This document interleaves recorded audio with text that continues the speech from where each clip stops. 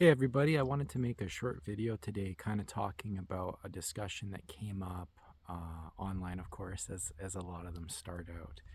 But it was specifically regarding ranks in HEMA. Now, the discussion around it was kind of talking about cults, like what's really a marker or a red flag for a cult in HEMA, or at least a toxic sort of club.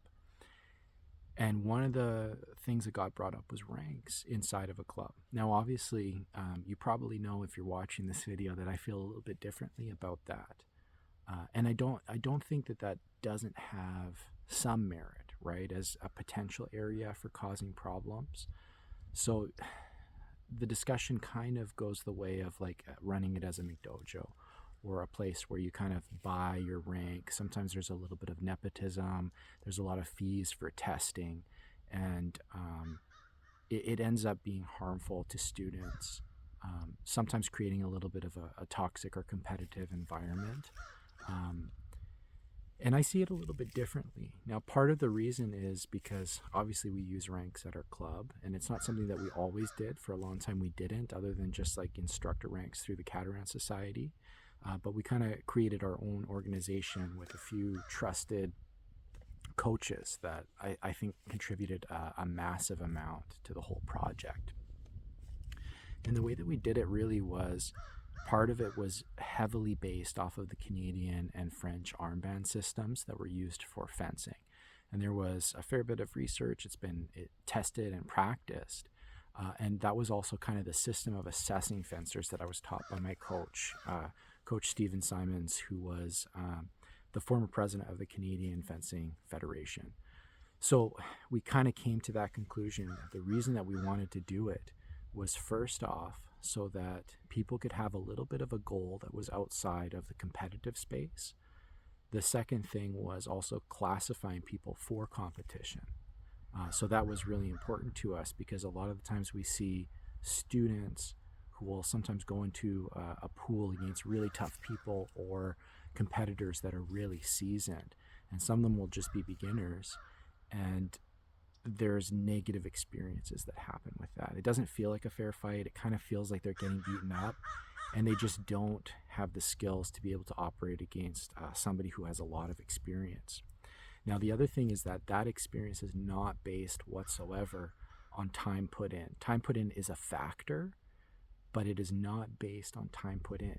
It's actually based on performance in lessons, so kind of problem solving, technical skills, which isn't related to time put in necessarily, although that helps, and also bouting skills, like people's ability to problem solve in a free fencing environment, in a bouting environment. Now, those are kind of the two areas where we see it the most as far as those competitive ranks go. So we kind of broke it down into three different divisions, which is a beginner, an intermediate, and an advanced division. Now, the beginner one, we call that Ibis. The Ibis represents, the symbol of it represents knowledge. So it's somebody who's not quite a beginner, not an absolute beginner. They're safe for competition. They've bouted before. They have some experience with that. But what you tend to see is inconsistency, and their ability to perform is really only in stable circumstances or a stable environment. So what that means is they may have some basic attacks, some guards, some parries, and an overview of the system they're fencing in. And this is really kind of denominational. It's not style specific. It's fencing in general, right, that this applies to, and it can be with any weapon. And what you tend to see is they have a hard time as soon as you start modifying the distance in a plastron lesson. And that's where we're mostly analyzing this, is in a plastron lesson, sometimes a drill with a partner, and also in bouting. And so you'll see that they'll need corrections a lot of the time. They'll need corrections on guard position, blade position. The distance will often be off a little bit, but they have the rudiments of the system. And they would mostly beat any beginner that walked in, right? And anybody who's brand new to it, not a lot of sports experience maybe, or even people who do that are not sports specific. So somebody who came from soccer or boxing, right? The beginner student, the IBIS student, should be able, for the most part, to overcome them. And that's only based on people's abilities, It's based on their age categories. It's based on their physical condition, because you have to accommodate for all of that in ranking. A 70-year-old or an 80-year-old is going to perform differently than somebody who's 19 or 20. In the older age category, you tend to see a lot more blade work happening, a lot more focus on finesse, right? And a lot more blade work. It's a little bit more like what you would expect kind of out of a lot of classical or really traditional fencing. Whereas the younger people tend to have more explosive footwork. They tend to be a little bit faster in some of the movements as well. And they tend to have a lot more like ability to recover afterwards. So what I mean by that is it takes a little bit longer for the soreness for those of us that are getting up in age to recover after a session. So the expectations are totally different for each people. Moving on to the intermediate, that's represented by a ram. It's a blue color. The ram represents sacrifice, right? And so those are people who have put in time, they put in hard work, and they're categorized as an intermediate fencer because they can outperform many of the Ibis or beginner rank in their same similar age and ability category, right? And so with these ones, you tend to see a little bit of inconsistency, but they're getting more and more solid with their performance in a plastron lesson. Really, a lot of it looks like not a ton of corrections when you're doing an individual lesson with them. It doesn't look like a lot of corrections. And a lot of times you're fine-tuning what they're doing. So they may need a little bit of correction on some of the sequence as they get going. You're also starting to incorporate, you're beginning to see the beginning of a personal style. And you're also starting to incorporate a lot more movement. So there's a lot more variables when you're coaching them individually, whether that's advancing, retreating, traversing, changing on distance, and they're becoming more and more consistently adaptable. One of the areas that the intermediates tend to struggle with, though, is some of the consistency, and that's what really separates them from an advanced fencer or an advanced HEMA, whatever they're doing, but fencer. What really separates them is a consistency in bouting. So a lot of the times in bouting, what you'll see is that the intermediates, occasionally they'll even be able to beat an advanced player once in a while, right? But more consistently, the advanced player will kind of figure them out. They'll be able to adapt strategies. They'll be able to be creative. And so oftentimes, or almost just about all the time, it slopes back into the advanced player's favor. But the intermediates are dangerous. They've put in a lot of the work, right? So you got to be careful with them. And then when we're talking about an advanced fencer, what we're really talking about is somebody who can adapt creatively to a huge variety of changes. So in a lesson, the lessons will be very dynamic. It'll look a lot more like free fencing. It'll look a lot more like bouting, and there will be rapid changes in distance. And really, a lot of the time, you won't be giving much correction to an advanced fencer. Most of the time, they'll be able to catch mistakes themselves. So they still may, you still need to tweak things. You'll still get lots wrong, right? Right until, like, even the best people, they'll get a lot wrong. Same thing with a lot of the coaches that I know who are modern sport fencing coaches. They'll take a lesson and they'll still screw it up, or they'll still screw up in bouts. Totally normal. That's just part of being human. But they can self-correct. They know instantly when something feels wrong, and they know how to correct it, right? And so they'll work on that, fine-tune it, get it better. And you'll see like a lot of depth. So in the advanced player's skill set, you'll see a lot of depth. When they face something that's challenging or difficult, they'll be able to adapt, right? Usually during the course of a bout, ideally. So if they're a little bit behind, they realize, oh, this person's really good on the defense. I shouldn't be attacking them anymore. What happens if I let them come to me and attack? How is their offense, right? You'll see a lot of that as far as that goes. So being able to adapt and change strategies. And so those are the three competitive kind of based ones that are based off of performance.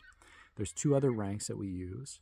One of them is they're both coaching ranks. One of them is called Fist, or it has a gauntlet as the symbol, and the other one is Oak. And really the difference between them is they're both coaches. They're both able to teach competitors from a beginner right up to a lion or advanced rank. The difference really is that the Oak fencer, the Oak instructor, coaches other coaches. So it's enough depth in their game that they're able to form other coaches to a really high degree. And that's what kind of separates them. So none of these are about power at all. They're only about objectively measured skills. It's not subjective. It's not about favoritism. what it helps to do some of the time, and there's some of us that are like this and other ones that it's not going to be a problem for whatsoever. But some of us, just like when we go see a therapist or a doctor or anybody like that, you want a little bit of quality control, or you want to at least know what you're getting into when you're taking instruction from this person. And right now in HEMA, in historical fencing, it's kind of the Wild West. And that's not bad. There are people that go to different programs. Awesome. I recommend taking as many different ones as you can, learning how to be an instructor under as many different people as possible. But one of the reasons that it was important to us is there has to be a little bit of consistency, I think, when people know what they're getting, or at least they'll understand as simple of being like, okay, the person who's teaching me is honest and straightforward about their skills. These are the people that they worked with. This is where they got their instructor rank from. That can be helpful, right? And that exists in some places. There are definitely programs that you can go to that are very good. But for us, we wanted to make something that was pretty accessible for people to adapt to. And the other thing is not having like any testing fees. So it's not like you have to fly somebody in to go and do testing with you. A lot of that in 2024 can be done over video or in person when you're at an event with somebody. It's pretty easy to arrange all of that. And the other thing is, like, the testing is easily transmissible. So as soon as somebody achieves, like, say, an intermediate rank, that's actually an instructor rank, and they can grant, right up to intermediate rank in their club. And it's kind of like a belt testing thing or it's not like a belt testing thing. It's kind of like a belt thing where in Brazilian Jiu-Jitsu, you'll just go to class and they'll just give you, it's not a big ceremony, it's not a test, but they'll give you your belt, right? And we kind of designed it the same way. That's one of the reasons why like BJJ has been able to spread so quickly, is just because it's so easily transmissible. You have people that'll get a belt and then they'll begin teaching, they'll grant that rank to other people, and they'll have their own lineage. And that's kind of missing in fencing. It's even in the modern world of sport fencing, it's difficult to get instructor ranks, and it's also difficult to keep them. There's a lot of upkeep. I train coaching, traditional fencing coaching under Steve. He taught me how to do that, and he actually recommended me not to take some of the programs that were in my area for it, because most of them are really designed to get young coaches or young athletes coaching to do kind of the groundwork. So most of the footwork drills.